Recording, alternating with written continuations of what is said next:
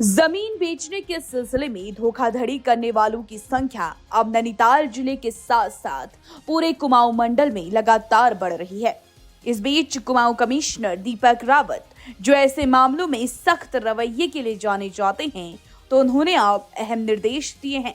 जी हां, कुमाऊं आयुक्त ने फर्जीवाड़ा मामले में सीधे मुकदमा दर्ज करने को कहा है। आपको बता दें, हल्द्वानी सर्किट हाउस में कुमाऊं कमिश्नर ने कुमाऊं मंडल के लैंड फ्रॉड मामलों की पूरी समीक्षा की, जिसमें 14 मामलों में मुकदमा दर्ज करने के निर्देश दिए गए।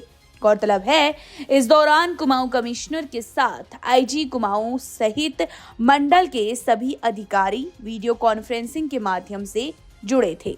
वहीं समीक्षा बैठक में कुमाऊं मंडल के 6 जिलों में 37 लैंड फ्रॉड के मामले की समीक्षा की गई, जिसमें जमीनी फर्जीवाड़ा और प्रॉपर्टी डीलरों द्वारा एक जमीन को कई बार बेचने जैसे मामले थे। साथ ही भूमाफियाओं ने कई सरकारी जमीनों को भी बेच दिया है, ऐसे भी मामले सामने आए। वहीं बैठक के दौरान नैनीताल जिले के 6 मामले और उधम सिंह नगर के 5 व पिथौरागढ़ का 1 मुकदमा दर्ज करने के निर्देश दिए गए हैं। कुमाऊं कमिश्नर दीपक रावत ने जमीन खरीदने वाले लोगों से भी अपील की है कि वो जमीन खरीदने से पहले पूरी तरह से खोजबीन कर ले, ताकि बाद में पछताना ना पड़े।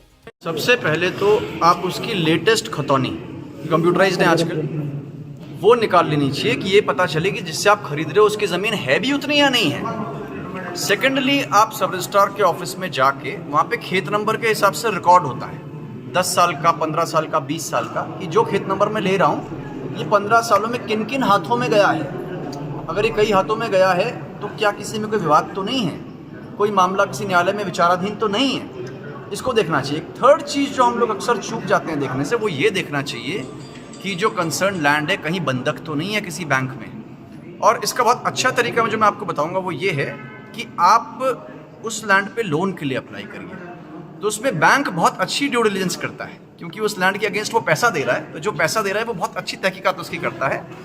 तो इसको भी देखना बहुत आवश्यक है।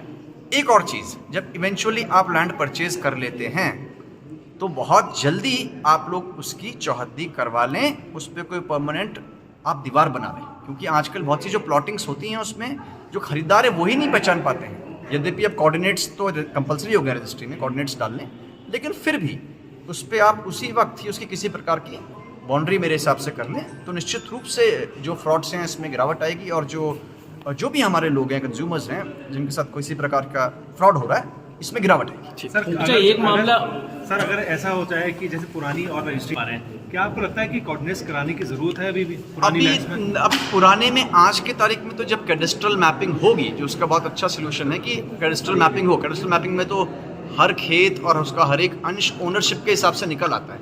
थोड़ा बड़ा प्रोजेक्ट है, बट लॉन्ग टर्म में ये इसका एक अच्छा सोल्यूशन होगा। इतने में जो भी है उनका रेट आपसी तय हुआ था कि उतने में वो जमीन बेची जाएगी, तो उसके बाद जो है उसने रजिस्ट्री कर दी, और रजिस्ट्री करने के बाद जो है उसको जो बेचने वाले को पैसा नहीं मिला।